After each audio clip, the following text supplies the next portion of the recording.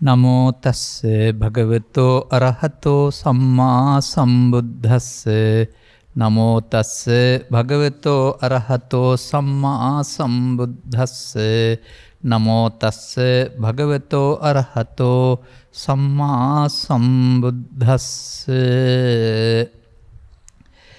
දේමේ භික්ඛවේ ධම්මා තපනීයා දේමේ භික්ඛවේ ධම්මා අතපනීයා තීති ධර්මානුශාසනාවෙහි සදහැබර අනුග්‍රහක දායකත්වය දරන්නා වූ භවතුන් ප්‍රමුඛ මෙම ධර්මානුශාසනාව සඳහා සවන් දීමේ අවධානය යොමු කරන්නා වූ සදහැවතුනි, නිවනට උපනිශ්‍රේ වන ස්වාමීන් වහන්සේ කැමැති පරිදි ධර්ම දේශනයක් කියන මාතෘකාව යටතේ අංගුත්තර නිකායෙහි දෙක නිපාතේ පවතිනා වූ තපනීය සහ අතපනීය කියන සූත්‍ර දෙක, මොකද එකක තියෙන්නේ දුක්ඛගාමිනී ප්‍රතිපදාව පමණයි, දෙකම ගත්තාම තමයි දුක්ඛ නිරෝධ ගාමිනී ප්‍රතිපදාවත් එක්කලා තිබෙන්නේ. මේ දෙකෙහි කරුණ ටික දුකටපත් වෙන ආකාරය සහ දුකින් මිදෙන ආකාරය පැහැදිලි කරන ආකාරණයෙන් විවරණය කිරීම සුදුසුයි කියලා ඔබගේ පත්‍රිකාව දුටුවට පස්සේ මම කල්පනා කළා. තථාගත බුදු පියාණන් වහන්සේගේ දේශනා සමස්තයක් වශයෙන් අරන් බැලු කල ගැඹුරින් පෙනෙන දෙයක් තිබෙනවා. උන්වහන්සේ හැම විටම පැහැදිලි කරන්න උත්සාහ කරන්නේ මිනිසා දුකට පත්වන්නේ ස්වකීය වරදකින් නැත්නම් නොදන්නාකම නිසා බවයි කියන එක. ඒකට බේත් බුදුන් වහන්සේ ළඟත් නැහැ, ලෝකේ කොහෙවත් නැහැ. Tamanම මේ වරදින් මිදෙන්න ඕන, දුකින් මිදෙන්න නම්. ඒකට මාර්ගෝපදේශකත්වයේ සපයන්න උන්වහන්සේට පුළුවන්. තල්ලු කරන් යන්න බෑ, ඇදගෙන යන්න බෑ, මඟ පෙන්වන්න පුළුවන්. තුම්හේ කිච්ඡං ආතප්පං කියන ගාථාව මම නිරන්තරයෙන් මතක් වෙනවා. ඔබ විසින් මේ ගැලවෙන මඟ යන්න ඕන, මඟ පෙන්වන්නන් පමණයි තථාගතවරු. මේ සූත්‍රවල පෙන්වන්නේ ඔබට මඟ පෙන්වීම. ඔබට, මට, සමස්ත සමාජයට. මේ සමස්ත සමාජයට කියන පදයට ටිකක් විකෘතියක් එකතු වී තිබුණ පසුගිය කාලවකවානුවල ඒ සමහර දේශනා භික්ෂු සඳහා පමණයි කියලා. එහෙම ඒ සමාජයේ තිබුණ ආකල්පයක්. ගෙදර ඉඳන් මේ වැඩේ කරන්න බෑ, මහාන වෙන්න ඕන කියන ආකල්පයක් සමාජයේ පැතිර තිබුණ බැවින්, මොකද අදාළ ධර්මයේ යටපත් වී තිබුණ බැවින් සමග ඒ වුන් අනුගමනය කළ යුතුයි කියලා කල්පනා කළ ප්‍රතිපදාව අතිශය දුෂ්කර බැවින්, සංයෝජන 10 කඩන්න අනුගමනය කරන්න ඕන ප්‍රතිපදාව ගිහිව බැරි කොටසක් තියෙනවා. අග කොටස පැවිදි වෙලත් පමණක් බැරි කැලේටම යන්න ඕන කොටසක්. එහෙම හිතපු නිසා වෙන්නේ නැති ඒ බඳු තත්යකට මේ පහළට වැටුනේ මේ ආකල්පය. නමුත් සමාජයක් දැහැමිුනේ හැදුනේ භික්ෂුන් වහන්සේලා ටික රිකලස් වන නිසාම නෙවෙයි. මිනිස් සමාජයේ තපනීය ධර්මයන්ගෙන් වෙන් වෙලා අතපනීය ධර්මයන් හුරු වන නිසා. එනිසා භික්ඛු හිතාය භික්ඛුණී හිතාය කියන තේමාවෙන් ඉවත් වෙලා බහුජන හිතාය බහුජන සුඛාය කියන තේමාවට එන්න ඔබත්. තථාගතවරු පහළ වෙන්නේ බොහෝ ජනයාට හිතසුව පිණිස. ඒ බොහෝ ජනයාට හිතසුව පිණිස උන්වහන්සේ පහළ වීම කියන එකේ තේරුම ගිහි සමාජයට දාන දීලා පින් කරගන්න උන්වහන්සේ පහළ වුණා කියන එක එහෙම නෙවෙයි. දෙගොල්ලන්ටම වැරදුන පාර එකක්, ගැලවෙන්න ඕන පාරත් එකක්. තේරුම් ගන්න ඕන. අන්න ඒ කරුණ තේරුම් කර දීම බුදුවරුන්ගේ කාර්යය. කොතන ඉඳන් හරි තේරුම්ගෙන අනුගමනය කිරීම ඔබට පැවරෙන ආතප්පකිච්ඡයයි. නැතිනම් ඒ දුකට හේතු ඉවත් කිරීමේ වීරිය කිරීමේ උත්සාහයයි. මෙතන පැහැදිලි කර වදාහරනවා මේ කරුණු දෙකක්. පළවෙනි කොටස පෙන්වන්නේ තැවීමට පශ්චාත්තාපයට පත්වෙන කරුණු දෙක ඉදිරිපත් කරනවා. කතමානි ද්වේ කියලා ඇති මං හිතන්නේ කතමේ ද්වේ ඉද බික්කවේ ඒකච්චස්ස කාය දුච්චරිතං කතං හෝති අකතං හෝති කාය සුචරිතං. ඔන්න ඒකච්චස්ස කියන්නේ භික්ෂුවක් නෙමෙයි, ඕන කෙනෙක් නේ. එක පුද්ගලයෙක්, යමෙක් X නැමැති පුද්ගලයා හරි Y නැමැති පුද්ගලයා හරි ඕන කෙනෙක් නමක් දාගන්න. ඇල්ෆා හරි බීටා හරි කියලා.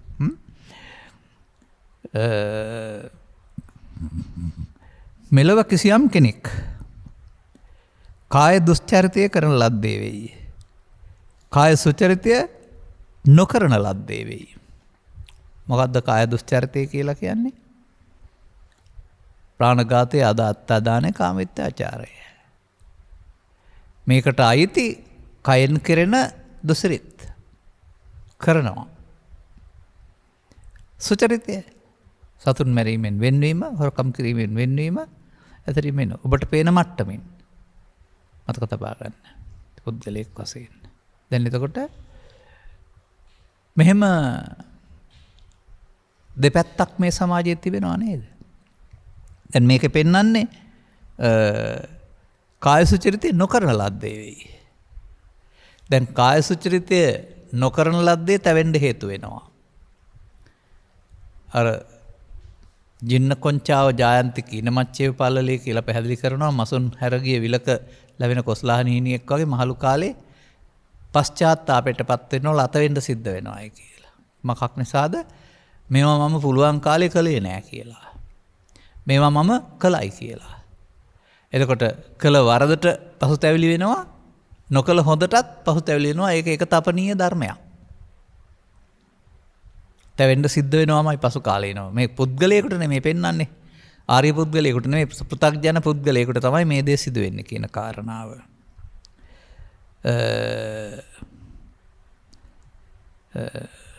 වාක් දුස්චරිතය කරන ලද්දේ වෙයි.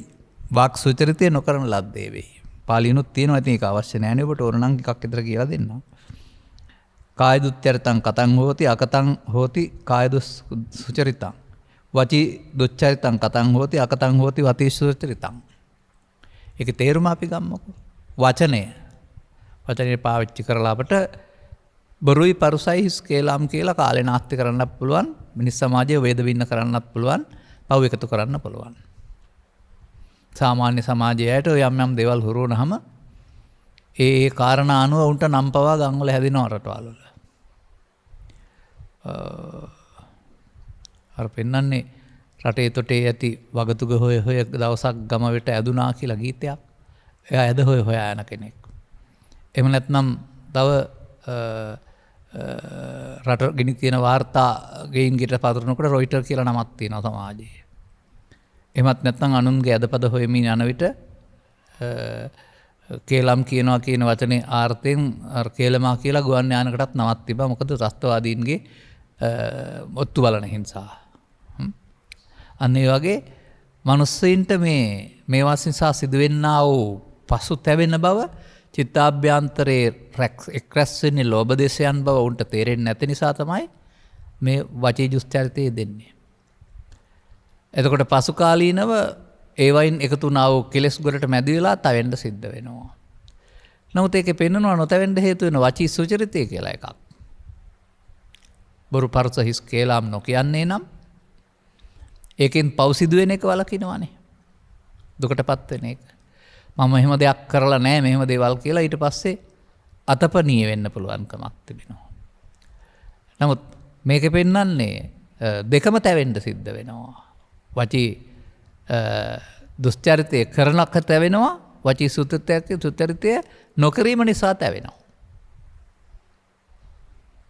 ඔන්න මේ සමාජයේ සමස්ත සමාජයේ මිනිසුන්ට තැවීම හේවත් දුක හම්බ වෙන පාරවල් දෙකක්. තව එකක් තියෙනවා. අකතං හෝති මනෝ දුස්චරිතං මනෝ දුස්චරිතං කතං හෝති අකතං හෝති මනෝ සුචරිතං. සිතින් කෙරෙන්න ඕන කාරණා ලෝභ කිරීම, දේශ කිරීම, මෝහ කිරීම කරනවා. ලෝභ නොකිරීම, දේශ නොකිරීම, මෝහ නොකිරීම නොකරනවා. එහෙම එකෙන් පෙන්වන්නේ මනෝ සුචරිතය දෙන්නේ නැහැ. එතකොට මේ කාරණේ නිසාමත් මොකද වෙන්නේ? අර චිත්තාභ්‍යන්තරයේ මේ තුනෙන්ම පෙන්වන්නේ අභ්‍යන්තරය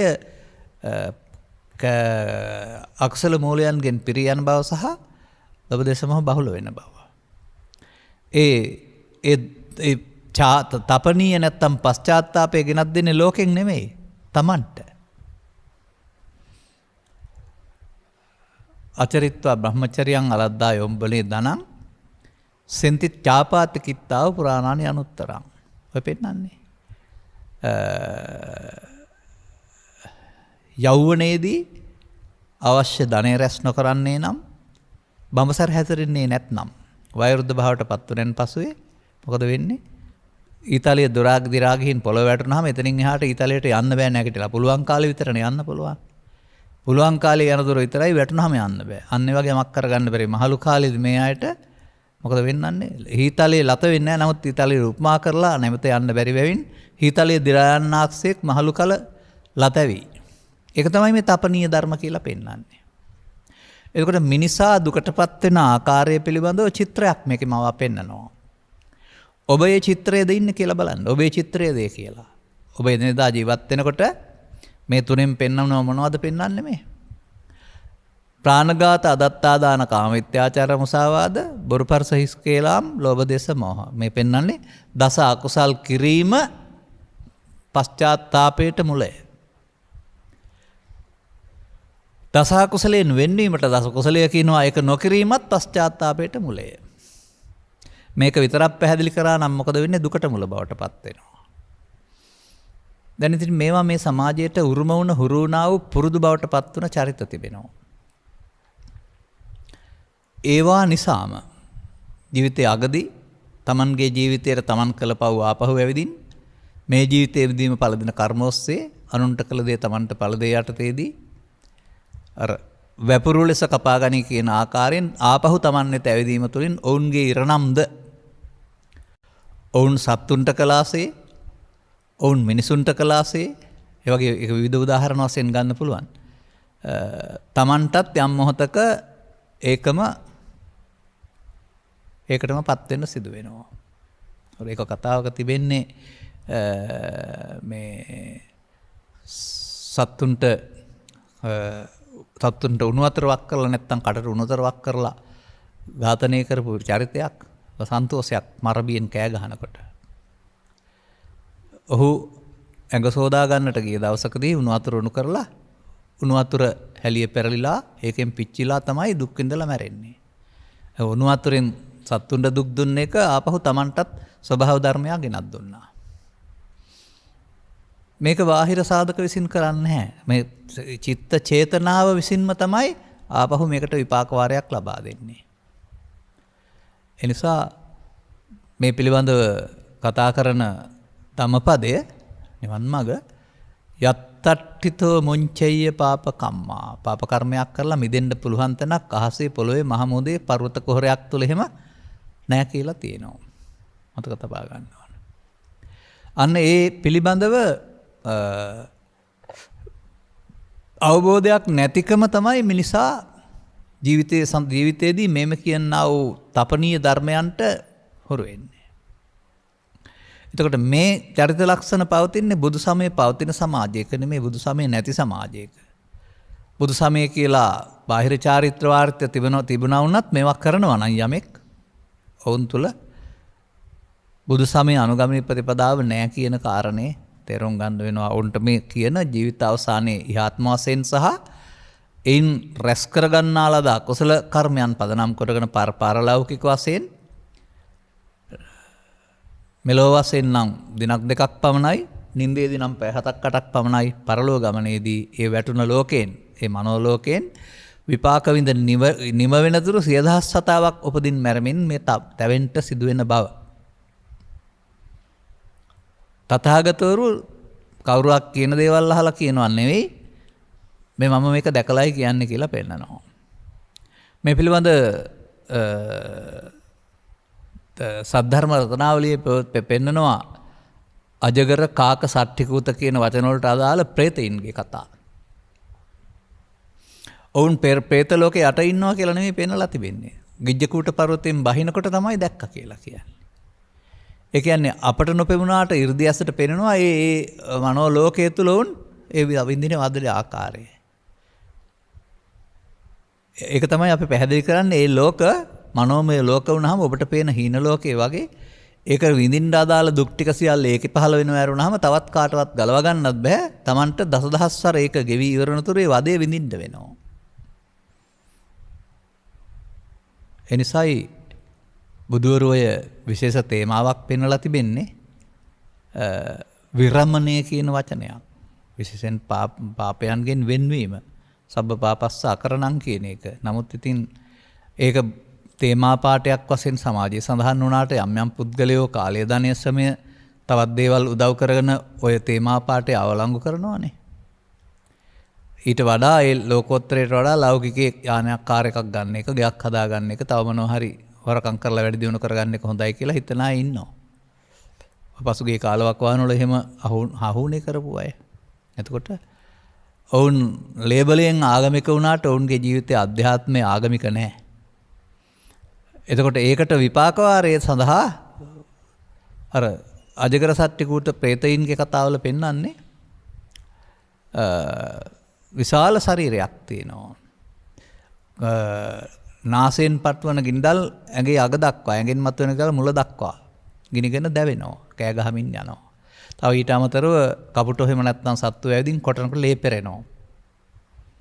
මම ළමා කාලෙත් කල්පනා කළා මොකද්ද මේ කියන්නේ කියලා තේරෙන්නේ නැතුව. අපේ ලෝකේ වගේම කාක්කොත් එහෙ ඉන්නවද?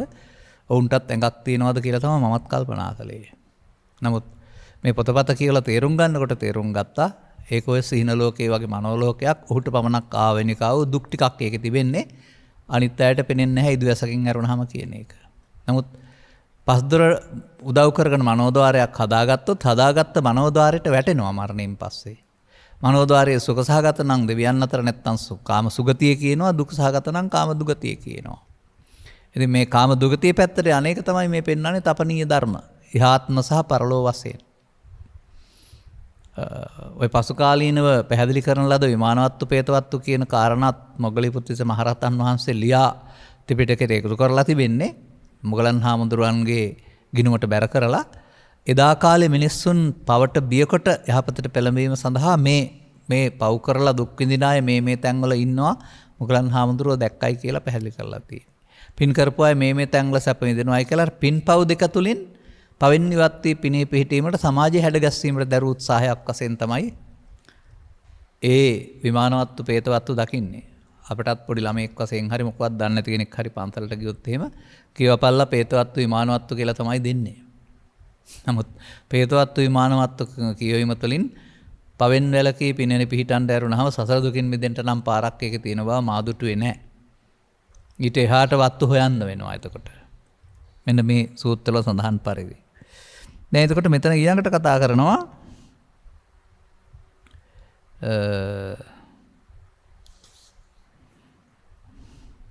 සෝ කාය දුච්චරිතං මේ කතන්ති තප්පති අකතම් මේ කාය සුචරිතන්ති තප්පති වචී දුච්චරිතං මේ කතන්ති තප්පති අකතම් මේ වචී සුචරිතං තප්පති. මොකද මේ පෙන්වන්නේ හෙතෙම හෙතෙම ඔබ ඕනෑ කෙනෙක් මේක කරන කෙනා මා විසින් කාය සුචරිතය නොකරන ලදයි තැවෙයි. මා විසින් කාය දුස්චරිතය කරන ලදයි තැවෙයි. මා විසින් වාග් දුස්චරිතය කරන ලදයි තැවෙයි. මා විසින් වාග් සුචරිතය නොකරන ලදයි තැවෙයි. මා විසින් මනෝ දුස්චරිතය කරන ලදයි තැවෙයි. මා විසින් මනෝ සුචරිතය නොකරන ලදයි තැවෙයි. මහණෙනි මේවා නාහි තවන ධර්මයෝ. ඔන්න දුක් දෙන හැටි කවුරුත් දුක් දෙන්නේ නැහැ. චේතනහම් බික්වේ කම්මං වදාමි යටතේ මේ දුෂ්ට චේතනාවෙන් කරපු ක්‍රියාකලාපයට මේ උරුඹ වෙන්නා වූ තැවීම තමයි දුක කියලා කියන්නේ.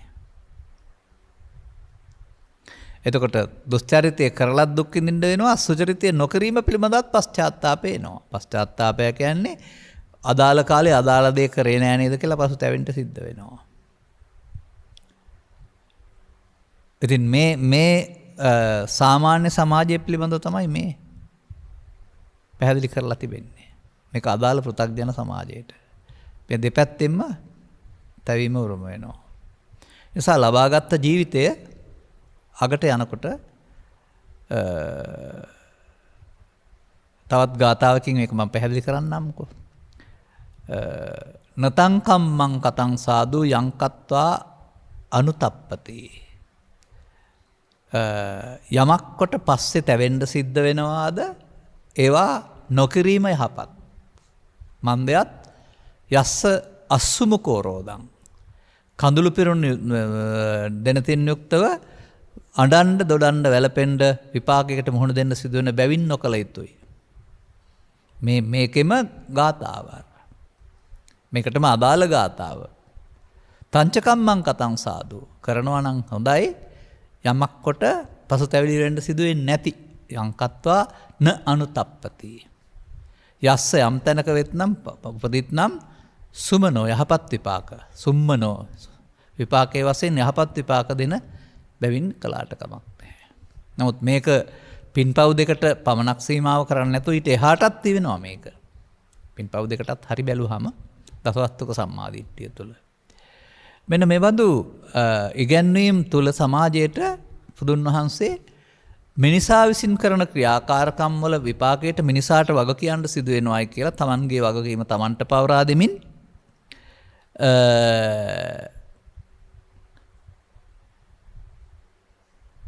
එයින් ඉවත්වීම සඳහා කරන ලද යෝජනාවක් බලපෑමක් මඟ පෙන්වීමක් මේ තුළ පවතිනවා. එතකොට මේකට ස්ත්‍රී පුරුෂ ගිහි පැවිදි ભેදයක් නැහැ නේද? ඕන කෙනෙකුට මේවා කළොත් නොකලත් ඇවෙනවා නොකලත් ඇවෙනවා. නරක දේ කරලත් ඇවෙනවා හොඳ දේ නොකරත් ඇවෙනවා. දැන් මේක මම මේ සූත්‍රය ගත්තේ පැහැදිලි කිරීම එක පියවරකින් පමණයි. ඊළඟට සූත්‍රයට යනකොට තව පියවරකට අපිට යන්න වෙනවා. දෙමේ බික්කවේ ධම්මා අතපනීයා තැවෙන්න සිදුවෙන්න නැති නොතැවෙන්න සිදුවෙන කරුණුත් තිබෙන කරුණු දෙකකුත් තියෙනවා.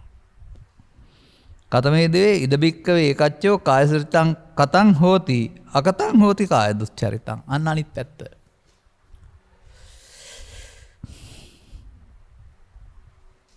යම් කිසි කෙනෙක් කාය සුචරිතය කරන ලද්දේ වෙයි. කාය දුස්චරිතය නොකරන ලද්දේ වෙයි. දැන් ඉතින් මේක මේ මම මේක කරන්නේ නැහැ කියලා පාලනය කර ගැනීමෙන් සිදුවෙන ක්‍රියාවක් වශයෙන් දකින්න එපා. ඊට එහාට යන්න වෙනවා.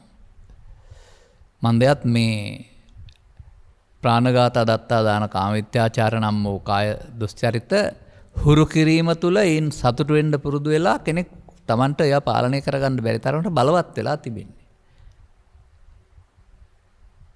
එතකොට ඒක හුරු කර ගැනීම තුළ ඇබ්බැහියක් බවට පත් වෙන එකක්. පුත්පතක් පුද්ගලයාට.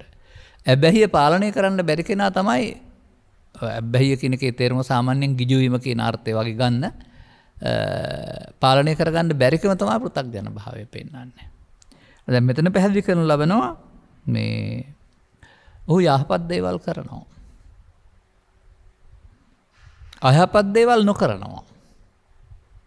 දැන් යහපත් දේවල් කිරීමම පුණ්‍ය කර්මයන් අයහපත් දේවල් නොකිරීමම අකුසලයෙන් වෙන්වීම.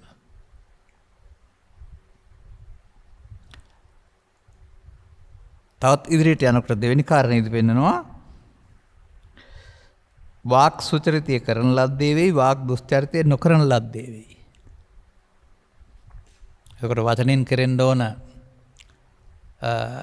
බොරු පරුස හිස් කේලම් නොකීවේ නම් කිවේ යහපත් වචන.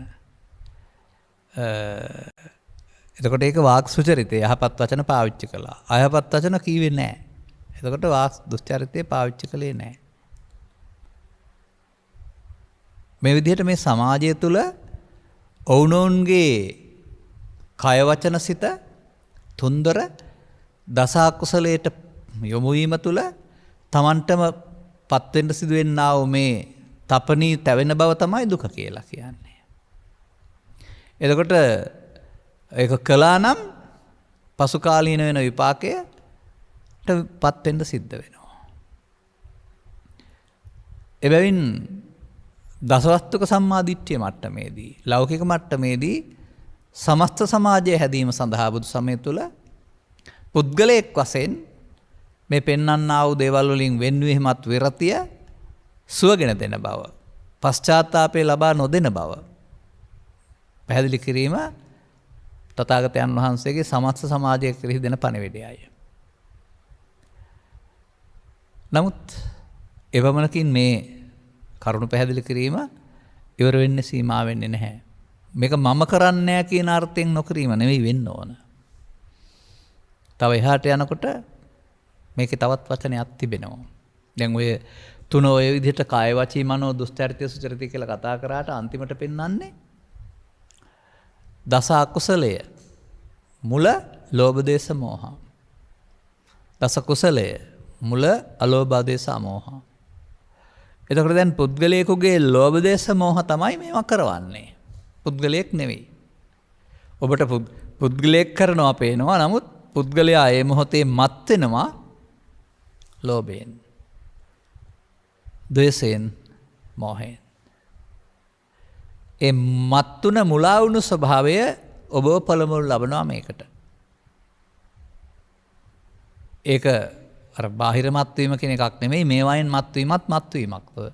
එරබුදු පැන බී මත්වී කුරුල්ලෙක් පියාඹා කියලා කවි පාඩම් තියෙන්නේ අපට. එයා මත්ුනේ මත් පැන් පානය කරලායි. එරබුදු පැන බීලා. මටත් මතකයි ළමා කාලේ තරුණ කාලේ දවසක් වැඩිපුර මී පැණි කාලා ඒ මී පැණි උනොත් මත් වෙනවා. වැඩිපුර කාපුවම. ඒ නිසා අන්න ඒ වගේ මේ එතකොට කරන වැඩ කරන්න හිතෙන්නේ නැහැ, කරන්න බෑ. කයට පර නැහැ. ඒ වගේ මේ වයින් මත් වෙන පුද්ගලයාට ඒකේ වරද පෙනෙන්නේ නැති එකනේ තියෙන්නේ, අන්ධ වෙනවයි කියන එක. දැන් මේ කතා කරන එක පුද්ගලයෙක් වශයෙන් කිරීම නොකිරීම ගත්තට එතනින් එහා පැත්තට මේක තව ටිකක් ගැඹුරට යන කාරණයක්. සදහටම මිදෙන්න ඕන. දැන් අකුසලයෙන් මිදීම කුසලයේ කියලා මේකට කතා කළොත් එහෙම තථාගතයන් වහන්සේ හොයාගෙන ගිය ගවේෂණාත්මක විග්‍රහයේ ප්‍රතිඵලය ගන්න බැරි වෙනවා. මන්දයත් මේ අකුසලයේ කුසලයේ තිබියදී ඒ වගේම ධානා කුසලයක් තිබියදී ඒ සියල්ල අකුසලිනුත් වෙන්නලා කුසලයක් කරමින් ධානා කුසලයක් ලැබෙමින් උන්වහන්සේ එතනින් එහාට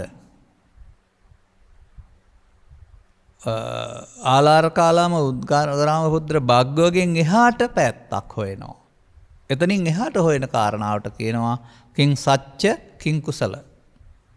සත්‍ය නම් කුමක්ද? කුසලය නම් කුමක්ද? අන්න මේ අත්විවරම මත පිහිටා ඊට පස්සේ පුද්ගලයෙකුට තවත් ඊට එහාට සත්‍යයක් සහ කුසලයක් බුදු සමයේ පෙන්වනු ලබනවා. ඒකට එන්න ටිකක් අමාරුයි තේරෙන්නේ නැතුව මේකට එන්න එච්චර අමාරු නෑ. මේකට එකතු වෙන්න නැත්නම් එළඹෙන්නට පිළිගන්නට හේතුව Tamanට තේරෙන්න වෙනවා මේ පෙන්වන තපනීය ධර්මයන් වලින් Tamanට පසු කාලීනව තැවෙන්න සිදුවෙන කාරණේ නිදහස් වෙන්න බැරි නිසා. එතකොට පසු කාලීනව තැවෙන්න සිදුවෙන කාරණා කළොත් කයෙන් වචනෙන් නැත්නම් කායිකව දුර්වල ගිය අවස්ථාවලදී කොහෙටද මේ තැවීම ගෙනත් දෙන්නේ කොහොමද? කවුරුත් මතක් කරලා දෙනවද? නැහැ. මේවා එකතු වෙනවා සිතට ආපහු මතක් වෙනවා. ඒ මතක් කරන විට උන් ඉන්නේ ඒ ගිනි ගොඩේ උන්ට ඒක සිතවිල්ලක් මේක සිහිනයක් කියලා දකින්න තරම් දියුණු කරපු නුවණක් නැහැ. අන්න එතන තමයි තේරුම් ගන්න ඕන කාරණාව. ඔය යම් අය සොකී වයෝවෘද්ධ භාවයේ අගදී මොලේ සෛලයන් දුර්වල වීම සැති වෙන්නා වූ රෝගයකටපත් වෙලා ඒ ජීවිතයේ ජීවත් නොවෙමින් පසු කාලීන ජීවිතයේ ජාතිකයෙක් කියා ඉන්නවා. පෙර කාලේ ජීවිත. එතකොට ඒවා කියන්න පුළුවන්කමක් තිබෙන්නේ Tamanගේ මතකෙන් එන නිසානේ. අන්න ඒ වගේ තපනීය පැත්තක මතකයක් Tamanට තිබෙනවා. නින්දෙදි වැටුනොත් එළි වෙනතුරුම භයානක ලෝකයක්. අන්න ඒ දුක ගෙනත් දෙන්නේ අර සිහිවීම. එතකොට සිහි වෙන්න නරක જાති තිබුණොත් ඒකේ පශ්චාත්තාපය වළක්වන්න පුළුවන් කෙනෙක් නැහැ. පෘථග්ජන මට්ටමේදී ඒක තේරුම් ගන්න වෙනවා. එතකොට මේ தත්වයන්ගෙන් මිදෙන්න මොකක්ද වෙන්න ඕන? ඒ බඳු දේවල් සිතට එකතු නොවී තිබෙන්න ඕන. අන්න දැන් මෙතන පෙන්වනවා මේ එකතු වෙන්නේ මොනවා නිසාද? ඒවා කෙරෙහි ලෝභයකින්, දේශයකින්, මෝහයකින් නැත්නම් මමත්වයකින් ගැනීමකින් මොනවා හරි ප්‍රතිඵල අපේක්ෂාවෙන් ඇලීමෙන් ගැටීමෙන් මොලාවෙන් කටයුතු කිරීම නිසා තමයි ඉතුරු වෙන්නේ. අර මට මතකයි ඔය යම් ලොතරැයි සඳහා දිනුම් අදින විට ටිකට්ටුවක් නැත්නම් පතක් මුලදී ගත්තම දරුවන්ගේ යහපත සඳහා හරි මොකක් හරි කාරණා සඳහා හරි සැනසෙලි තෑගි හිම තියනවායි කියලා ඒකේ Tamanගේ නම සමග තමන්ට දෙන කොලේ සහ උල්ලක තියාගන්න කොලෙත් නමත් ලිපිනයක් තියාගන්නවා. මොකටද අර අංක දෙක සමාන බැවින් දිනුම හොයාගන්න. මෙන්න මේ තෑගි දෙන එකේ කෑල්ලක් තමන් ළඟ ඉතුරු වෙනවා වගේ මේ කර්ම කරන්න ගියාම විපාක දෙන්න කෑල්ලක් ඉතුරු වෙනවා තමන් ළඟ.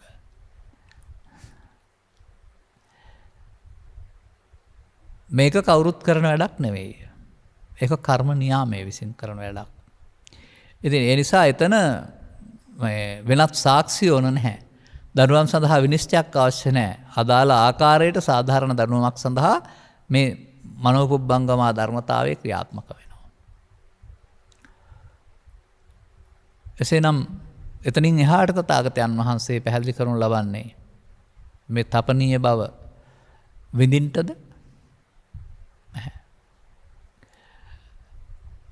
එතනින් එහාට තව ටිකක් එහාට යනකොට මේ වෙන්වීම නොකිරීමෙන් වෙන්වීම වෙනුවට තවත් ආකාරයෙන් වෙන්වීමක් තිබෙනවා.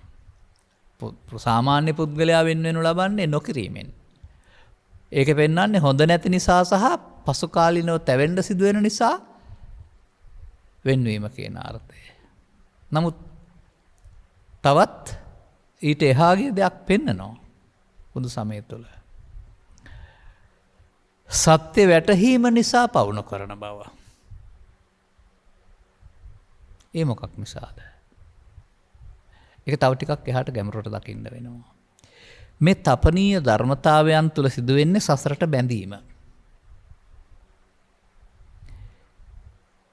එතකොට සසරට බැඳීම පාපකාරීත්වය තුලත් පවතිනවා. සසරට බැඳීම අර අතපනීය ධර්මයන් ගැන කතා කරන්නා වූ පුණ්‍ය කර්මයන් තුලත් පවතිනවා. තපනීය බව නැති වුණාට භවගාමන පවතිනවා. ඒක ටිකක් ඊට වඩා වෙනස් දහමක් ඊට පස්සේ. අර ඉගෙන ගන්න පව්පින් දෙකේ හික්මියට එහා ගිය දහමක්.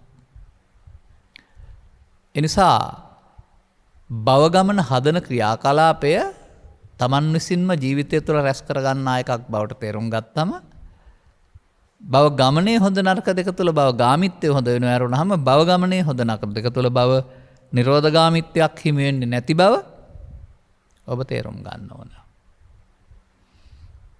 අන්න එතකොට තවත් මේ තපනීය වීමට හේතු නොතබා අවසන් කරන්න පුළුවන් පාරක් බුදු සමය තුළ පවතිනවා. අන්න ඒකයි විශේෂිත ඉගැන්වීම බවට පත් වෙන්නේ. මේ නිසා මේ තමන් කරන ක්‍රියාකලාපයන් තුළ සිදුවෙන්නා වූ කාරණාවල ශේෂවීම චිත්තාභ්‍යන්තරයේ පවතින බැවින් මතකය ඔහුට විශාල දුක් ගෙනත් දෙන කරුණක් වෙනවා. ඒක මතකයක් වශයෙන් සහ ඉස්දයක් වශයෙන් සහ සීනයක් වශයෙන් දකින්න පුරුදු වෙච්ච අය මේ සමාජයේ නැහැ. සීනෙන් පෙනුනත් ඇත් වශයෙන් පේනවා. මතකයට ආවමත් ඒක දවාන තවාන යන දෙයක් වෙනවා. එයයි පෘථග්ජන භාවය තුළ මේ පහළ වෙන දෙය සිතුවිල්ලක් වශයෙන් ලෝභයෙන් දේශයෙන් මෙන් මොහෙන් ශුන්‍ය දෙයක් වශයෙන් දකින්න ඔහු දිනු වෙලා නැහැ. ඒක පැරණි අතීතයේ සිද්ධිය වශයෙන් තමයි ඔහු දකින්නේ. දැන් මේකෙන් ගැලවෙන්නට තථාගතයන් වහන්සේ මේ සමාජය පෙන්නලා දෙනවා. යමක් අඟුලිමාල ඔය දහසක් අපි මැරුවයි කියමුකෝ. දැන් එතකොට ඒක මතක් වෙනකොට තපනීය ධර්මනේ තියෙන්නේ. නමුත් මුල් කාලේ නම් පිඬුසිඟා වඩිනකොට කුරුල්ලෙකුට ගලක් ගැහුවත් ඔළුව ඇදලා තුවාල කරන් එනවා. පස්සේ කාලේ නම් Taman කරපු දේවල් මතක් වෙනකොට සිතට දුක දැනෙනවා කියලා බුදුන් වහන්සේට වර්ණු පැහැදිලි කරලා අනතුරුව මිදුණානේ එකෙන්. දහසක් මැරූ ඝාතනයේ විපාකේනොත් මිදුණානේ. ඒ පාර මොකද්ද? අන්න ඒක තමයි ඊට පස්සේ බෞද්ධයින් සදා යෝජිත වෙන්නේ. අර කරපු කර්ම වලට විපාක වලින් මිදෙන්නත් පුළුවන්, අලුත කර්ම රැස් නොකර ඉන්නත් පුළුවන්. එනම් මේ පෘථග්ජන පුද්ගලයෙක් වශයෙන් ගත් කල පෘථග්ජන භාවයේ තමයි කර්ම විපාක වලින් ගැලවෙන්න බෑ කියලා කියන්නේ. තපනීය ධර්ම පවතින බැවින් අදාළ කාලෙදී අදාළ විපාක වාරයක් ලැබෙනවායි කියන එක. ආර්ය පුද්ගලයෙක් බවට පත් වීම තුළ මේ විපාක වාරය සුණු විසුණු කරලා දාන්න පුළුවන්. ඒකෙන් ගැලවෙන්න පුළුවන්. එහෙම විශේෂ දහමක් බුදු සමය තුළ පවතිනවානේ. ඒ කුමක් නිසාද? ටිකට්ටුවේ මුල් කොටස නැත්තම් අයිතිකාරයා හොයාගන්න බෑනේ. ඒ වගේ මේ කරලා හේතු ඉතුරුනේ නැත්නම් විපාක වාරයක් දෙන්නේ නැහැ. විපාක වාරය දෙන්නේ ක්‍රියාව නෙමෙයි ඉතුරු කරන හේතු. ඒ නිසා බුදු සමය තුළ මිනිසා කරන ක්‍රියාකාරකම් තුළ අනාගත විපාකයක් දෙන්න ඉතුරු කරන හේතු වලට අපුණ්‍යාවි සංකාරය, පුණ්‍යාවි සංකාරය, ආනිජ්ජාවි සංකාරය කියලා නමක් තියලා තියෙනවා. ඊළඟ පියවරේදී. ඒ අபிසංකාරය කියන කාරණාවට මුලින් තවත් අවිද්‍යාවක් තියෙනවා කියලා තථාගතයන් වහන්සේ පැහැදිලි කරලා තිබෙනවා. ඒ නිසා ඒක අවිද්‍යාපත්‍ය සංඛාරා තුළ යන ගමනක්.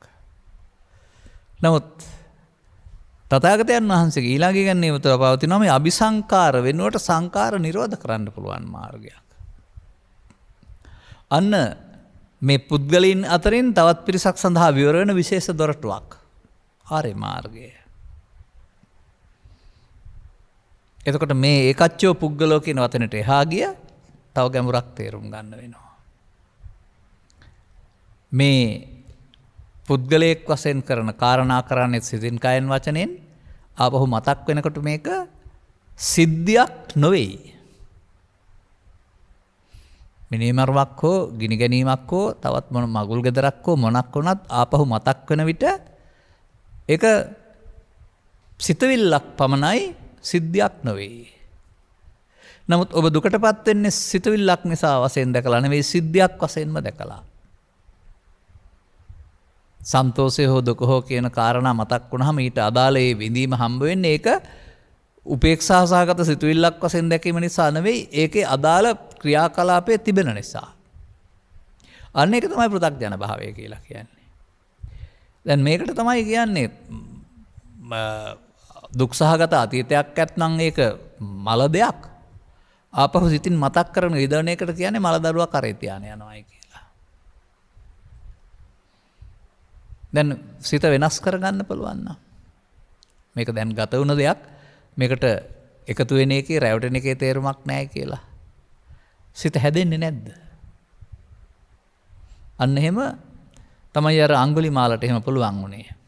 උතරම් දේවල් කළා වුණත් ආපහු ඒක නොදන්නා කාලේ නැත්නම් නොමග යාම තුළ කරපු දෙයක් දැන් තථාගතයන් වහන්සේ ඉගැන්වීම තුළ මේ මතක් වෙන එක, මතක් වෙන එකට බය වෙන එක, මතක් වෙන එකට පිළිගන්න එක, මතක් වෙන එකට අහු වෙන එක වෙනුවට ඒක මතකයක් වශයෙන්, ඒක මමත්වයෙන් යුක්ත දෙයක් වෙනුවට මමත්වයෙන් හිස් දෙයක් වශයෙන්, ඒක හටගෙන අල්ලාගත්තේ නැත්නම් නැති වෙන දෙයක් වශයෙන් දකින්න පුළුවන් වෙනවා නම්, හටගෙන අල්ලාගත්තම තමයි සසරට බැඳීම සිදු වෙන්නේ. ඒ නිසා මම දකින්නේ නැහැ පාප කර්මයන් කළා කියලා එයින් ඔහුට සසරෙන් මිදීමට බැරිකමක් තියනවා කියලා. තේරුම් ගන්න ඕන. තේරුම් නොගත්තොත් පාප විපාකයට අහු වෙලා යනවා. තේරුම් ගත්තොත් ඔවුන්ටත් ගැලවෙන්න පුළුවන්. බුදු සමය තුළ සඳහන් වෙන්නේ පන්සිල් රැකපු අය, අටසිල් රැකපු අය මහාන වෙලා රහත් වුණා කියලා පමණද? අඟුලිමාල හරි හොරු 500 හරි තවත් ඒ බඳු කරපු අය තඹදා ටික හොරා හරි ගත්තාම ඒගොල්ලෝ හොඳ දේවල් කරපු අයද? දුස්චරිත කරපු අය නේද? නමුත් ඔවුන්ට අර තපනීය ධර්මෙන් මිදෙන්න අවශ්‍ය අනුශාසනාව ලැබුණා.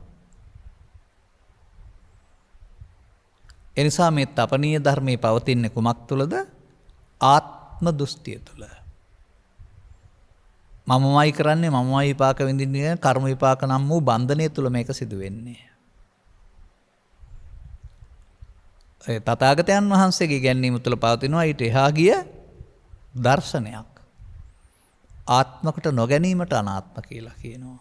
සිතට මුලා නොවීමට අනාත්ම කියලා දාන්න තියෙනවා. හට ගැනීම තුළ හේතු ඉතුරු නොකර අවසන් වෙන්න පුළුවන් ස්වභාවයක් සිතේ තිබෙනවා, එතෙන්ට එන්න කියලා කියනවා. එතකොට මොකද වෙන්නේ? තමන් අතෙන් සිදුවන සියලු දේවල් පව් සමා කිරීමකට යටත් කරන්න පුළුවන් වෙනවා. කවුරුවත් සමාව දෙනව නෙවෙයි. තමන් අපහැරීම තුළින්, තමන් මේවට එකතු වීම නොවීම තුළින්, තමන් මේවට නොරැවටීම තුළින් අන්තිමට ඔබට මොනතරම් දුක් දෙන සිතුවිල්ලක් සිතට ආවත් ඒක මතකයක් කරුණාම දුකක් නැති දැනට හදන්න පුළුවෙනි. ඒ මන්දයත් ඒ සිද්ධිය සිදු වෙනකොට ඔබ ලෝභයෙන් දේශයෙන් මොහෙන් මුලා වූ කෙනෙක් අද මතක් වෙනකොට ඔබ ලෝභ දේශම අතහැරපු කෙනෙක් නම් ඒක සිද්ධියක් නෙමෙයි නිකං සිතුවිල්ලක් විතරයි. ඒකේ බර දැන් නැහැ. එතකොට ඒක උපේක්ෂා සහගතයි. ඒක මෝඩකමක් නම් මෝඩකම කියලා hina වෙන්න පුළුවන්. දුර්වලකමක් නම් ඒක කියලා hina වෙන්න පුළුවන්. ඒ අරුණහම ඒකේ පශ්චාත්තාවපයක් දුකක් ඇත්තේ නැහැ. ඒකයි සිත හදනවා කියලා කියන්නේ. ඉතින් මේ ලබාගත් ජීවිතය තුළ තමන් අතින් උන වැරදි පිළිබඳ පශ්චාත්තාපය තිබෙන පෘථග්ජනයට. ඔවුන්ට පසු කාලීනව සහ මහලු කාලයේදී මතක් වෙනකොට ඔය සිහිය නැහැ. ඔහු එතෙන්ට වැටෙනවා. වැටලා විඳිනවා. දැන් ඒ වැටෙන ලෝකයේ කොහෙද තියෙන්නේ? බාහිර ලෝකේ නැහැ, තමන්ගේ සිතේ පවතින්නේ. ඒක හිස් අසාර බව හෝ ඒකේ එහෙම කෙනෙක් නැති බව දකින්න ඔහුට දියුණු නුවණක් නැහැ. අකම්පිත බව පවතින්නේ ඒක ඇවිදින් යන සිතුවිල්ලක්, ඒක පරණ දෙයක් මතක් කරන සිතුවිල්ලක් පමණයි කියලා තේරුම් ගන්න පුළුවන් නම් ඒකේ නොඇලී නොගැටි අවසන් කරන්න පුළුවන් වෙනකොට ඒක ඇවිදින් යන එකක් බවට පත් වෙනවා, අනාගතයක් නොහදා. අනේම වෙනස් මාවතක් මේක තුළ පවතිනවා. මේ කරුණ තේරුම් ගැනීමට තමයි තථාගතයන් වහන්සේ ඔය ආර්ය භාවය කියලා පෙන්වනු ලබන්නේ. අර තපනීය ධර්මයන් කියන කාරණා තිබෙන්නේ පංචස්කන්ධ නම් වූ ධර්මතාවයේ ආත්මකට ගන්නා වූ පෘථග්ජන භාවය තුළ. ඒ පෘථග්ජන භාවය තුළ පංචස්කන්ධ තුළ හැදීමක් සිදු වෙන්නේ නැහැ. ආර්ය භාවය තුළ මේක ආපහු හදන්න පුළුවනි. හිත හදන්න පුළුවනි. එහෙම තමයි මිනි දහසක් නැත්තම් මිනිසුන් දහසක් මැරුව කෙනත් මතක් වෙනකොට කිසිදු ආකාරයේ දුකක් නැති තැනට හිත වෙනස් කළේ. කැලේට වෙලා ඉඳගෙන හොරු මිනිසුන් මැරු බඩු පැහැරගත් හොරුන්ටත් තමන් කළ දේවල් වලින් නිදහස් තැනකට හිත හදන්න පුළුවන් උනේ ඒක එදා තේරෙනකොට සිද්ධියක් නොව මලසිතුවිල්ලක් පමණක් නිසා. දෙපැත්තෙන්ම මේ කාරණා දෙක පිළිබඳව හිතට ගන්න පුළුවන් වෙනකොට ඒකේ අර වේදනාව තිබෙන්නේ මතකේ නෙමෙයි මමත්වෙන් ගත්ත බරේ. බර ඒක තමයි බාහිර කියලා කියන්නේ. ඒ බර පෘථග්ජනයට බහා තබන්න බෑ. ඒ නිසා ඔහු ඒකට විපාක විඳිනවා. ආර්ය පුද්ගලයාට බුදුන් වහන්සේ දොරක් අරලා දෙනවා බහා තබන්න. එතකොට ඉහාත්ම වශයෙන් ප්‍රවෘත්ති විපාක ආවත් ඒකේ විඳවීමක් නැහැ. බුදුන් වහන්සේට ගැන කතා කරනකොට කොන්දේ අමාරුවක් තිබුණාය, හිසේ රදයක් තිබුණාය කියලා ඒකට අතීත හේතුවක් පෙන්නනවා. ඉතින් ඒක විපාකයක්. නමුත් විපාකය දුකක් වශයෙන් බාර ගැනීමක් නැහැ. ඒක තමයි හිත හදලා තියෙනවා කියන එකේ තියෙන. ඒක අද මතක් වුණාට පශ්චාත්තාවපයක් නැහැ. ඔබට එහෙම නෙමෙයි. ඔබට මතක් වෙනකොට ඔබ ඉන්නේ සිද්ධිය වුණ තැන. එදා තිබුණ බයම, එදා තිබුණ ශෝකයම, එදා තිබුණ දුකම, එදා තිබුණ ඇඟවෙවුලා යාමම එහෙමම ඔබට තියෙනවා. බලන්න කල්පනා කළා එහෙම නෙවෙයිද කියලා. නමුත් දැන් මේ රැවටෙන්නේ සිද්ධියකටද පරණ සිතවිල්ලක් සිදයක් මතක් වීමකටද කියලා තේරුම් ගන්න නුවණ ඔබට නැහැ නේද? ඕක තමයි යද් අතීතං පහීනන්තං කියලා පෙන්වන්නේ. යමක් අතීතේ නම් මේක දැන් මතක් කර කර අඬන්න දුරන්න වැළපෙන්න එපා. ඒක ගෙවුන දෙයක්. ඒක උපේක්ෂාවට හුරු කර ගැනීම තුළ අර තමන් අතින් සිදුවන සියලු කාරණා මතක් වුණාම වදයක් නැති තැනට හිත හදන්න පුළුවන්. පෘථග්ජන පුද්ගලයා පෘථග්ජන භාවය තුළ තෙන්ඩ ගියාපුවම වදයටපත් වෙනවා. අන්න පසුතැවිල්ල තිබෙන්නේ පෘථග්ජනයාට. තමන්ට මේ සිද්ධිය සීනයක් වශයෙන් දකින්න, සිතුවිල්ලක් වශයෙන් දකින්න එකතු නොවී ඉන්න පුළුවන්කමක් ඔහුට නැහැ. එතකොට විපාකයේ ඔහු විසින්ම නේද ලබාගෙන තිබෙන්නේ. වැපුරු නිසා නේද කපා ගන්න වෙලා තිබෙන්නේ. එනිසා ඒ විපාක විඳින මාර්ගය අඤ්ඤාහි ලාභූපනිසා. විපාක ලබන මාර්ගය. අඤ්ඤා නිබ්බාන ගාමිනින් නිවන මාර්ගය විපාකයට හේතු නොකර අවසන් කරන්න පුරුදු කරන්න වෙනවා. අරක කර්ම රැස් කරන මාර්ගය, මේක කර්ම ඡය කරන මාර්ගය. කර්ම රැස් කරන මාර්ගයේ විපාකයක් නිවන කියලා බලාපොරොත්තු වෙන්න එපා. විපාකයක් ඒක කර්ම විපාකයක් සංසාරිකව. ඡය කරන මාර්ගයේදී අනාගතයට විපාක දෙන්න හේතු ඉතුරු නොවෙනවා. එතකොට එහෙමනම් මේකේ පැහැදිලි වෙන රහස කුමක්ද? මේ දුක යනු Taman විසින් හදාගන්නා වූ දෙයක්. ඒක Taman හදාගෙන විඳවන දෙයක් වගේම Tamanට වෙහෙස මහන්සි වෙලා හිතින් ඒ නිදහස් වෙන්නත් පුළුවන්කමක් තිබෙනවා. මොකද විපාක දෙන්නා Tamanගේ චිත්තාභ්‍යන්තරේ නම් චිත්තාභ්‍යන්තරේ හිස්සුනොත් විපාක දෙන්න ශක්තියක් නැතුව යනවා. ඒක නිසා ඒක ඇති කරනු ලබන්නේ කර්ම බීජ විසින් කියලා කියන්නේ. බීජ බිත්තර වී නම් අතින් අල්ලන්න පුළුවන්. නමුත් එහෙම ද්‍රව්‍යයක් නොවුනට මේ බීජයක් සකස් කිරීම තුළ. නමුත් මේ බීජ රැස්වීමේ ක්‍රියාවලිය ආර්ය මාර්ගය තුළ අක්‍රිය වෙනවා. කර්ම මාර්ගය තුළ තමයි බීජ රැස් වෙන ක්‍රියාවලිය පවතින්නේ. ආර්ය මාර්ගය තුළ කර්ම ශෙවීම ආරම්භ වෙනවා. එනිසා ආර්ය මාර්ගයේ වෙනස්ම ගමනක් කියලායි තේරුම් ගන්න ඕන. ඒක පින්කාරයට විතරක් සීමා වුණා වූ, පැවිද්දන්ට සීමා වුණා වූ දෙයක් වශයෙන් සලකන්නේ නැතුව ඕනෑම දෙයක් කරමින් හිටියත් තේරුම් ගත්තයින් පසුව අනුගමනීය ප්‍රතිපදාවක් තුළ වෙනස් මඟකින් ඒ අනාගත විපාකාර වලින් වැටෙන තියෙන දුක් වලින් ගැලවිලා නිදහතට එන්න තියෙන මාර්ගයක් වශයෙන් තමයි මේ සමස්ත ධර්මතාවයන් තුළ පෙන්වලා තිබෙන්නේ. ඒක ආර්ය මාර්ගයක්. අනාත්ම දර්ශනය කියන වචනයත් මේකට පාවිච්චි කරනු ලබනවා. අපි ඉක්මන් වෙන්න ඕන සහ අවධානය යොමු කරන්න ඕන වගේම තේරුම් ගන්න මහන්සි වෙන්න ඕන එයයි. මිනිසා සඳහා යෝජනා කරන ලද මිනිසාට අනුගමනය කළ හැකි මේ මිනිසාට අනුගමනය කළ හැකි මෙම ක්‍රියාමාර්ගය කෙසේ අනුගමනීය ප්‍රතිපදාවකට ඔබපත් විය හැකිද කියන එක හොයන්නයි අවධානය යොමු කරන්න වෙනවා. අනිකට ඒ සඳහා ඔබට මේ කරුණු පැහැදිලි කිරීම නැමැති න්‍යායක් එදා පටන් අද දක්වා පැවතගෙන එනවා. ඒකට කියනවා ආමන්ත්‍රණය කියලා. ඒකට කියනවා දහම් දෙසීම කියලා. තේරුම් ගැනීමට උත්සාහ දැරීමට කියනවා දහම් ශ්‍රවණය කියලා. ඒ අර්ථයෙන්ම පවතින දහම් ශ්‍රවණය සහ ධර්ම දෙසීම ඒ අර්ථයෙන්ම අද තියෙන්නේ කියලා හොයලා බලන්න. ධම් දෙසුම ඒ අර්ථයෙන් කරනවාද? ධර්ම ශ්‍රවණය ඒ අර්ථයෙන් කරනවාද?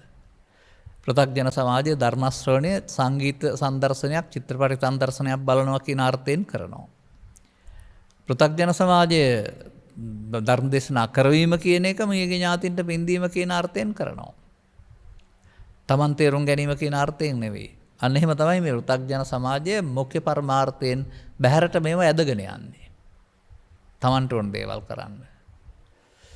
ඉතින් ඒ නිසා ප්‍රවේශම් වෙන්න ඕන මේ බුදුවරුන් හිමිකර මගේ පවතිනා වූ ලෝකෝත්තර ලබන්නට නම් ඔබට ඕන තැනට අරන් ගිහින් හරියන්නේ නැහැ. ඔබ එතනට එන්න වෙනවා. ඔබ සම්පූර්ණ බුදු සමය කර්ම මාර්ගයට හරවලා ඔබට සහ පරලෝකයට විපාක දෙන්න පින්කම් බවට පත් කරගන්නවා. නමුත් ත්‍රිපිටකය තුල කර්ම මාර්ගය වෙනුවට දුකින් මිදීම සඳහා කර්මක්ෂය කරන මාර්ගයක් තියෙන බව මිනිසාට අනුගමනය කළ හැකි බව විවෘත වෙන්න ඕන. තේරුම් ගන්න ඕන. අනුගමනය කරන්න ඕන. එතකොට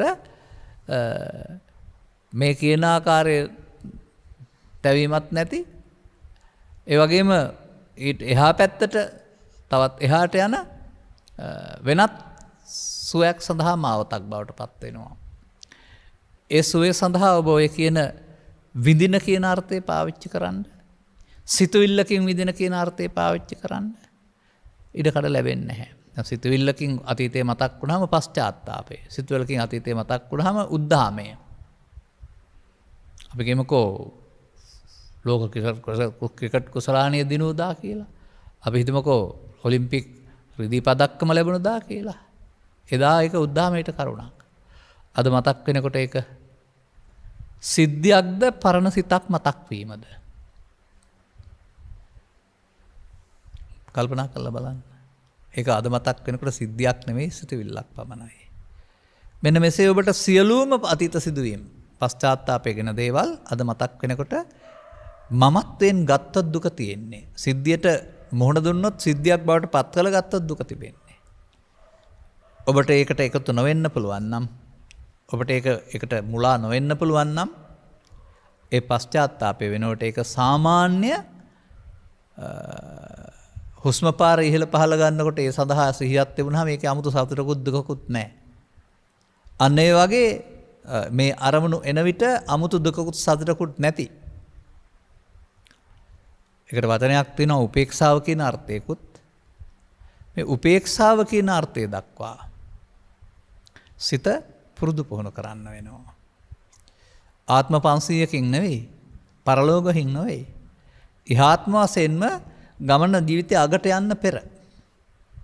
අගට ගියාම මේක තේරුම් ගන්න බෑ, තේරුම් ගත්තත් කරන්න වෙලාවක් නැහැ. නමුත් මුලදී හෝ මැද තේරුම් ගත්තොත් එහෙම ආපු ගමන් මගේ Tamanට දුක් දෙවන කාරණා ටිකක් හදාගෙන තියෙන්නේ.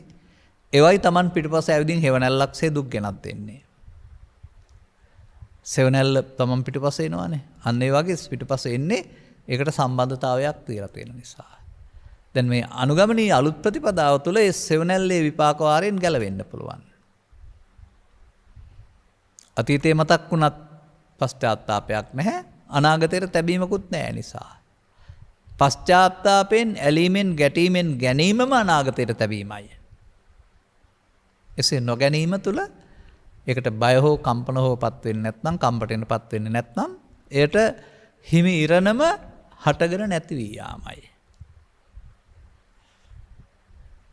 එතකොට හටගෙන නැති වී යාමට සිත හුරු කරන එක වෙනත් ක්‍රියාමාර්ගයක්.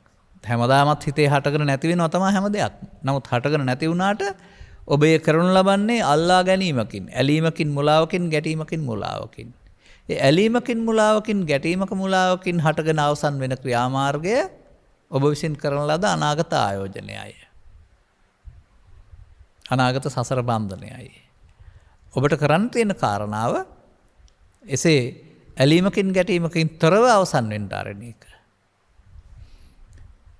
එතකොට මේ සඳහා කිසියම් අවවාදයක්, උපදේශයක් ලබා ගන්න වෙනවා සහ අභ්‍යාස කිරීමක් කරන්න තිබෙනවා. මේ අභ්‍යාසය කිරීම සඳහා මොකද්ද කරන්න ඕන? මේ අවස්ථාවලට මුහුණ දෙන්න වෙනවා. එහෙම නැතුව ඒවා හංගලා තියලා මුහුණ දෙන්න ගලවෙන්න බෑ. Tamanට අදාළ අවස්ථා ආපහු අර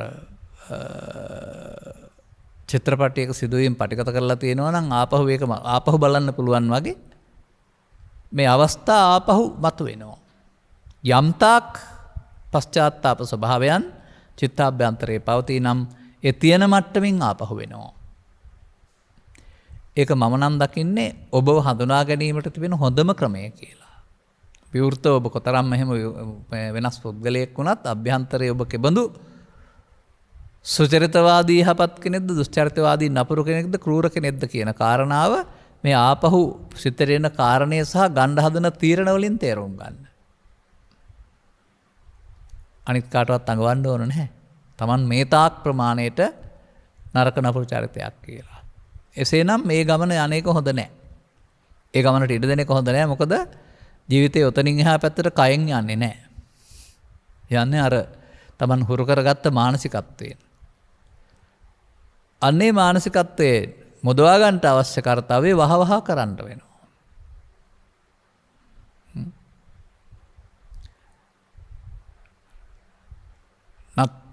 සන්තිපුත්තා තානාය නපිතා නපි බන්ධවා අන්තකේ දාදි පන්නස්ස නත්ති ඥාතිසු තානතා පිහිටට. බයසෝක වේදනාවෙන් පෙළි පශ්චාත්තාපයෙන් මරණයට යන විට එයින් ගලවා ගන්න පුළුවන් පියෙක්, ඥාතියෙක් වෙනත් කවුරුත් නැහැ. මාත් නම්මත් නැහැ, තාත්තත් නැහැ. ඒක එදාට කල්පනා කරලා හරියන්නේ නැහැ. ඒතමත්ව සංඥාත්වා. අන්නේ කාරණාව අනිත් අය එහෙම පරලෝකීය ගමනේදී විඳිදුක් පශ්චාත්තාපයන් දැනගත්තාම ඒක තේරුම් ගත්ත පුද්ගලයා කල් ඇතිව පඬිතෝ කියන්නේ ඒකයි. අන්න අර ශික්ෂාපද සමාදානයේ ඉක්මවාගේ මේ හිතෙන් අතහරින අරේකාන්ත සීලෙහි පිහිටා. අර පරලෝ යන්න තියෙන පශ්චාත්තාප මග වෙනුවට ඒ සියල්ල ශූන්‍ය කරගන්න. ඒ සියල්ලේ තාපයෙන් මිදෙන මග නිබ්බාන මග්ගං කිප්පං ඒව වහවහ විවෘත කරගනු ලබනවා, ආරම්භ කරනු ලබනවා, අනුගමනය කරනවා කියලායි පේනලා තිබෙන්නේ. එසේනම් මා දකින්නේ මිනිසාට ජීවිතය තුළ ඉදිරියට අමු වෙන්න තිබෙන්නා වූ අනාගත විපාක වාරයේ තිබෙන්නා වූ භයංකර බව පෙන්වා දී, දුෂ්චරිත බව තුළ භයංකර බව, සුචරිතවාදී තුළ භවගාමී බව කියන දෙකම පෙන්වා දී. ඒක ඔබේ විපාක වාරයක්, ඔබ හදාගත්ත දෙයක් බව පෙන්වා දී. ඔබට වෙයින් මිදීම සඳහා ඔබේම සිත වෙනස් කරගන්න පුළුවන් බව. එවිට ඔබට විපාක වාරයක් නැති තවත් මගක් තවත් ගමනක් විවරණ බව. ඒ බුදු සමයෙන් එලි කරන ලද මුඛ්‍ය පරමාර්ථය බව. ඒ සඳහා ළඟාවීමට මිනිසාට පමණක් අනුගමනීය ප්‍රතිපදාවක් තුළ හැකි බව. භික්ෂුවට පමණක් හෝ භික්ෂුවට පමණක් නෙවෙයි මිනිසාට පමණක්. මිනිසාට පමණක් කිව්වහම പ്രേත භූත සත්වයින්ටත් නෙවෙයි බෙයින් ගිහින් නිවන කියලා සැප විඳින බ්‍රහ්ම දේව කොට්ටාස වලටත් නෙවෙයි කියලා හිතන්න වෙනවා. මොකද මේ ආපහු එන දේ හිස් ශූන්‍ය වශයෙන් දකින්න අලුතෙන් දිනු කරන සිහියක් තියෙන්න ඕන. අපාගත සත්‍යයයි කියලා කියන්නේ හිතට එන දේ දුකක් වශයෙන් වැළපෙන කෙනා. දිව්‍ය ලෝක සත්‍යයයි කියලා කියන්නේ හිතට එන දේ සැපක් වශයෙන් ඒකට අහු වෙලා ඉන්න කෙනා. නේ දෙන්නම මේවට අහු වෙලා ඉන්නේ. ඒ හිස්සාර බව බලෙන් දකින්න සිහියක් නැහැ. මතක තබා ගන්න. ඒ නිසාමයි මම ඔය සමාජයේ ඉදිරිපත් කර තිබෙනා වූ අදහස් වලට ටිකක් වෙනස් අදහසක් ඉදිරිපත් කරමින් මේ මිනිසුන්ටයි මේක හදන්න සිහිය පාවිච්චි කරන්න පුළුවන් අපාගත සත්ත්වයින්ට හෝ දෙවියන්ට දෙගොල්ලන්ටම වැය කියලා කියන්නේ. නමුත් ඉතින් තාමත් මට ඇහෙන සමහර ඉගැන්වීම් දේශනාවල අපි වගේම කන් තියෙන, අපි වගේම බණ අහන, අපි වගේම පින් කරන අය දෙවියෝ කියලා කියන්නේත් කියන දේශනත් මට ඇහෙනවා. මම දන්නවා දෙවියෝ කියලා කියන්නේ පින් කරලා උපන්න අය. දැන් වුන් පින් කරනවා නෙමෙයි කරන්නේ විපාකෙ විඳින එක. ගෙවි යනතොර. ඉතින් ඒ වගේ කරුණු පැහැදිලි කිරීම තුලත් පවතින සාවද්‍ය සහ නොමග යවන ස්වභාවයන් මිනිසා තවදුරටත් සසරට අලවන කාරණා බවට පත් වෙනවා. මේ ඔබේ ලෝකයේ තුල ඔබට දකින්න පුළුවනි නම් ඔබ මේ දකින්නේ ලෝකෙ නෙමෙයි ඔබට එන සිතුවිලි කියලා. මේ ලෝකෙත් ඔබ සම්බන්ධතාව පවත්වන සිතෙන් කියලා තේරෙනවා නම්. බාහිර ලෝකයක් පෙනුනට ඔබේ ලෝකයේ තිබෙන ඔබේ සිතේ කියලා තේරෙනවා නම්. එනම් කාම දුගතිය කාම සුගතිය කියලා කියන්නේ ආයේ බාහිර වස්තු ඇතුව තියෙන එකක් නෙමෙයි. ඔබේම සිතේ හදාගත්ත ලෝකය කියලා තේරුම් ගන්න බැරිද ඔබට? ඒක මෙතනින් තේරුම් ගන්න. මෙතන මේ අස්පනා අපිට පෙනෙන දේ වුණත් ඔබ දකින්නකොට ඔබ දකින්නේ ඒ ආශ්‍රයෙන් ඔබේ සිතට එන දේ. එතකොට මේ ලෝකේ සිතක් දැකීම කරන්නේ. Taman හදාගත්ත සිතකට රැවටීම කරන්නේ. එන් සිතකට රැවටීමේ හොඳ පැත්තයි නරක පැත්තයි තමයි මරණින් මසු අපාගත වීම සහ දෙව්ලොව යාම කියලා කියන්නේ. ඒ ගිහින් ඕකෙන් මිදෙන්න ක්‍රමයක් කියලා දෙන්න පුළුවන් බවක් අපට තේරෙන ධර්මවල නැහැ. කොහොම කියනවද දන්නේ නැහැ. මේ ගැඹුරින් අලිත් මම මේක පැහැදිලි කරන්නේ මේ මෙතනින් තේරුම් ගන්න ඔබ මේ ඇත්ත කියලා කතා කරන දකින දෙම. සැබවින්ම මෙහෙම හිතන්න. ඔබට කන නැහැ. කන නැහැ කියන්නේ කම්පෙත්ත නැහැ කියන එක නෙමෙයි සෝත ප්‍රසාදේ නැහැ. හොඳයි මේ ලෝකේ දෙන මොනම සද්දයක්වත් තියනවද ඔබට? එනම් සද්දේ හොඳ හෝ නරක තියනවද ඔබට? ලෝකේ තියෙන සද්දවල හොඳ හෝ නරක අනුව තරහ උපදින්නේ කැමැත්ත උපදින්නේ ඔබේ ප්‍රසාදයේ සිතුවිල්ල පහළ වෙන නිසා. ඔබට ඇස නැහැ කියලා බලන්න. මේ ලෝකේ මොකක්වත් ආලෝකයක් තිබෙනවද? එහෙනම් හොඳ හරි නරක දේවල් තිබෙනවද? මේක ටිකක් ගැඹුරෙන් හිතන්න. අපේ සිතේ ලෝකය කියන්නේ ඇසේ කනේ නාසයේ උදව්වෙන් අපි හදාගත්ත සිතුවිලි ලෝකයක්. දවල්ටත් ඒක. රැට නම් ඒකමයි බාහිර වස්තු නැතුවම පහළ වෙන්නේ. අන්න ඒක තේරුම් ගන්න පුළුවන් නම් මේ සිතුවිලි වලට රැවටි යන ගමනක්ය අපාය දිව්‍ය ලෝකේ බ්‍රහ්ම ලෝකේ යන්නේ කියන තුන් පැත්තටම තේරෙනවා. එහෙ ගිහින් ගැලවෙන්න බැරි බව තේරෙනවා. එහෙම වුණාම මොකද කරන්න ඕන? එහෙම වුණාම බුදුවරු ලෝකෙට පහළ වෙලා මෙතනදී මේ ගමන නිමා කරන්න පුළුවන් පාරක් කියලා දෙනවා. ඒක මිනිසාට අර පහළ වෙන දේවල් ආශ්‍රයෙන් ඒවට නොරැවටීම තුළින් වර්තමාන මොහොතේ හදන්න ඕන කාරණයක්. ඒ වර්තමාන මොහොතේ හදන්න පුළුවන් ලෝකයක නෙවෙයි මේ සලායතන දුගතිය සහ සලායතන නිරේ සහ සලායතන ස්වර්ගයේ ඉන්න අය ඉන්නේ. මතක තියාගන්න. විශේෂ කරුණක් ඒක. නිසා අපිට මේ පෙනෙන අපි හිතන විදිහේ පවතිනවා වරදක් මුලාවක්. ඒක නිවැරදි කරගන්න උත්සාහ කරන්න. එවිට මේ ඔබ හොයන ලෞකික මට්ටමේ සැප කියන කාරණාව අර මං පෙන්නපු උදාහරණ දෙක ආශ්‍රයෙන් කල්පනා කරලා බලන්න ලෝකෙ මොනතරම් සුන්දර ශබ්ද තිබුණත් ඔබේ කන නැතුවම ඔබට ඒවා නැහැ. ලෝකෙ මොනතරම් සුන්දර දසුන් තිබුණත් ඔබේ ඇස නැත්නම් ඔබට ඒවා නැහැ. එහෙනම් ඒවා ඔබේ වෙන්නේ ඔබට සතුට ගෙනත් දෙන්නේ ඒවායේ උදව්වෙන් ඔබ පහල කරගන්නා වූ සිතවිල්ල තුල නේද? සිතවිල්ල හොඳ කර ගැනීම නරක කර ගැනීම සිතවිල්ලට මමත්වය එකතු කිරීම තුල නේද මේ සැප දුක් තිබෙන්නේ? සිතවිල්ලට හොඳ නරක කොට බෙදීමෙන් නිදහස් වෙන විට උපේක්ෂා සහගත බවට පත් වෙන්න පුළුවන් වෙනවා නේද? මතක තබා ගන්න. අන්න ඒ විදිහට අර ලෝක පිළිබඳව ඔබ තුලින් දැකලා මේ යන්න යදන ගමන කවුරු හොඳයි සුන්දරයි කියලා කිව්වත් මේ පිළිබඳ කරුණු පැහැදිලි කිරීමට තිබෙනා වූ ඉඩකඩ වැළැක්වීම පමණයි මේක සිද්ධ වෙන්නේ.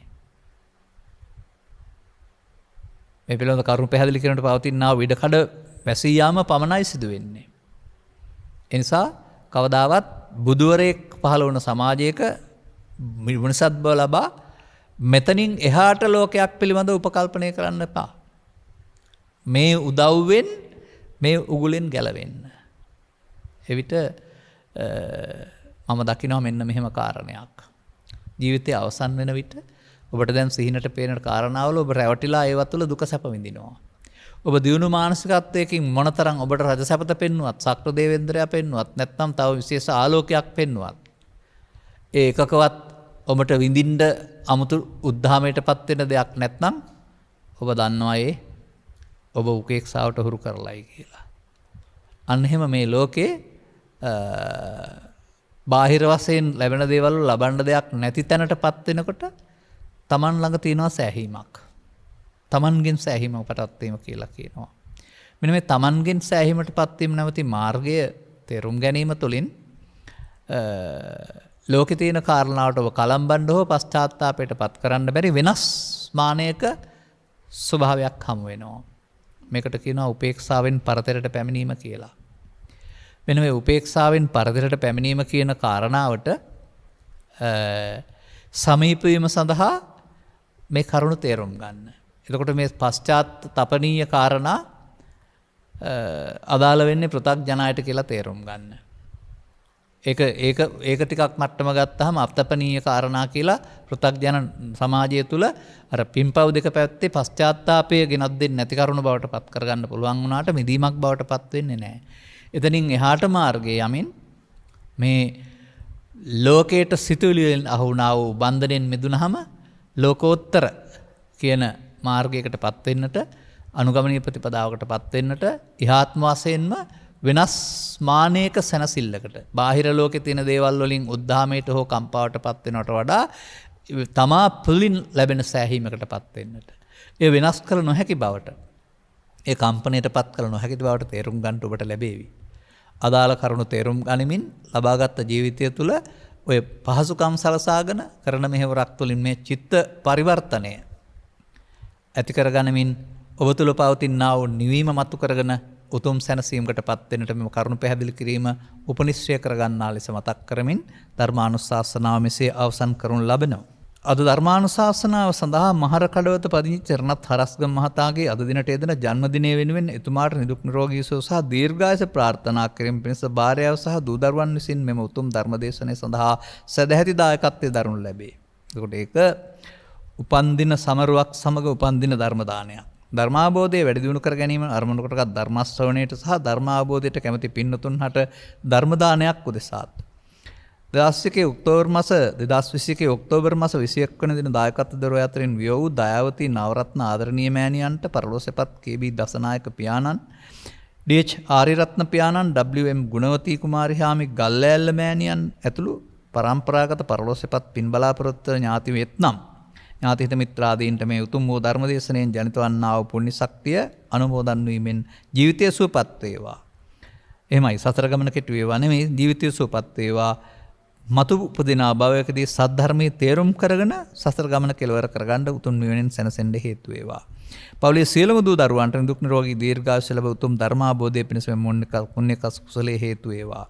එමෙන්ම ගෞරවනීය දේශකයන් වහන්සේටත් ශාසනික මෙහෙවර තවදුරටත් කරන්නට අවශ්‍ය කායික මානසික ශක්තිය දුක් නිරෝගී චිර ජීවනයේ සැලසේවා. ඉහාත්ම දිල්දීම නැත්නම් මේ ආත්ම භවයේ තුලදීම සියලු දුක් නිමා කොට නිවනින් සැනසීමට මං පිට පෑදේවා කියලා ප්‍රාර්ථනා කරනවා. ඔව් ඔබතුමන්ලාගේ මේ සෙනරත් හරස්ව මහත්මයාට සුබ උපන්දිනයක් වේවා. නිදුක් නිරෝගී සුවචිර ජීවනය ලැබේවා. එතුමන්ටත් ඔබ හැම දෙනාටමත් මේ ලෞකික ජීවිතය තුළ හිර වෙන ජීවිතයට ඉක්මවා යමින් සිත හදා ගැනීම තුළින් වෙනත් තලයක සැනසීමකටපත් වෙන්නට අවශ්‍ය කරුණු පැහැදිලි කර ගැනීමට මෙම අවබෝධයේ හේතු වේවායි ප්‍රාර්ථනා කරගන්න. සබ්බිහිතයෝ වජ්ජන්තු සබ්බ රෝගෝ විනස්සතු මාතේ බවත් අන්තරායෝ සුඛී දීඝායුකෝ භව හැම දිනාටම තෙරුවන් සරණයි. රාගක්ඛයෝ නිබ්බානං